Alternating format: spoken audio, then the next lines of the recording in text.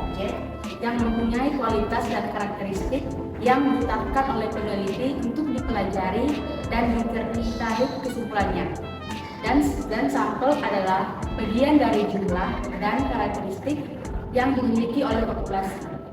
Sampel yang diambil dari populasi harus betul-betul representatif atau mewakili. Kemudian teknik sampling. Teknik sampling adalah teknik yang digunakan untuk pengambilan sampel. Berikut adalah struktur teknik sampling yang digunakan untuk pengambilan sampel untuk penelitian. Dibagi atas dua bagian, yang pertama itu probability sampling, yang kedua itu non-probability sampling. Probability sampling dibagi menjadi 6 bagian, yang pertama itu sampling sistematis, sampling kuota, sampling insidental, purposive sampling, yang kelima itu sampling jenuh, yang keenam itu snowball sampling. Dan non-probability sampling dibagi menjadi 3 bagian, yang pertama itu simple random sampling, yang kedua itu proportionate starfish random sampling, yang ketiga itu area atau cluster sampling menurut daerah. Probability sampling adalah teknik pengambilan sampel yang memberikan peluang yang sama bagi setiap unsur atau anggota populasi untuk dipilih menjadi anggota sampel. Teknik ini terdiri dari 3, yaitu yang pertama, simple random sampling. Pengambilan anggota sampel dan populasi dilakukan secara acak tanpa memperhatikan strata yang ada dalam populasi itu. Cara demikian dilakukan bila anggota populasi dianggap homogen. Yang kedua, teknik proportionate stratified random sampling. Teknik ini digunakan bila populasi mempunyai anggota atau unsur yang tidak homogen dan berstrata secara proporsional. Yang ketiga, teknik cluster sampling. Teknik sampling daerah digunakan untuk menentukan sampel bila objek yang akan diteliti atau sumber data yang sangat luas. Teknik sampling daerah ini sering digunakan melalui 2 tahap, yaitu tahap yang pertama menentukan sampel daerah dan tahap berikutnya menentukan orang-orang yang ada pada daerah itu secara sampling juga.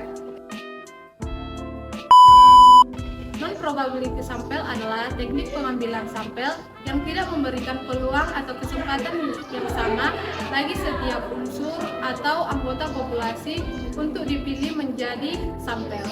Nah, non-probability sendiri terbagi menjadi 6 bagian. Yang pertama yaitu sampling sistematis.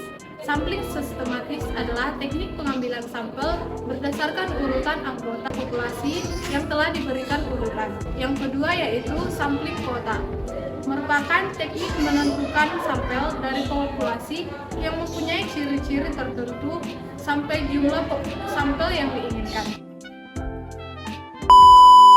Sampling purposive merupakan teknik penentuan sampel dengan pertimbangan atau kriteria-kriteria tertentu. Kemudian, sampling jenuh merupakan teknik penentuan sampel bila semua anggota populasi dijadikan sebagai sampel. Hal ini sering dilakukan bila anggota populasi relatif kecil, kurang dari 30 orang, atau peneliti ingin membuat generalisasi, melakukan kesalahan yang sangat kecil. Adapun istilah lain dari sampling jenuh itu ialah sensus di mana semua anggota populasi dijadikan sebagai sampel.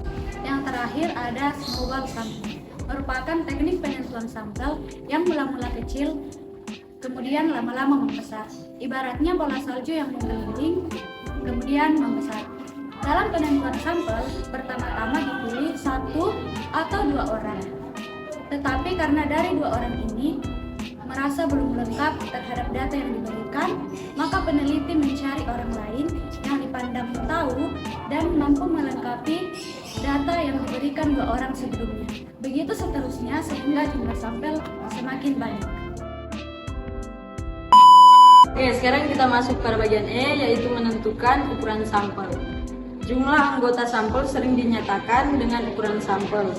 Jumlah sampel yang diharapkan 100% mewakili populasi adalah jumlah anggota populasi itu sendiri. Untuk penelitian jumlah populasi yang terlalu banyak, akan kita ambil untuk dijadikan sampel dengan harapan jumlah sampel yang kita ambil dapat mewakili populasi yang ada.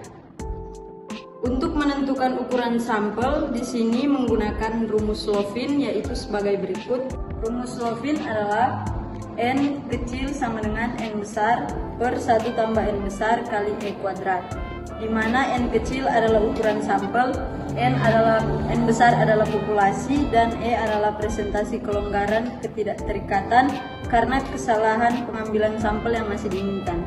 Nah, di sini terdapat contoh, yaitu populasi responden adalah seluruh pegawai Bank Arta Prima Media Yogyakarta yang berjumlah 100 orang.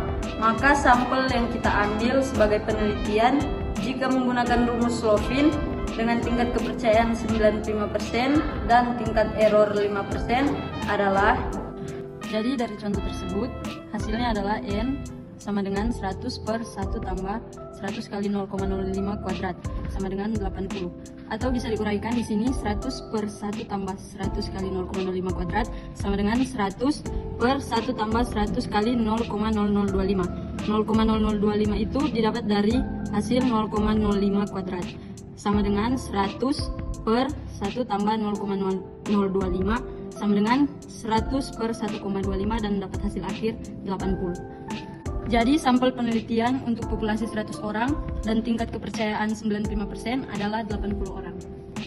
Yang terakhir, di sini terdapat tabel penentuan sampel yang telah dikembangkan oleh Ishak dan Mikael, yaitu tabel penentuan jumlah sampel dari populasi tertentu dengan taraf kesalahan 1%, 5%, dan 10%. Di sini bisa dilihat tabelnya.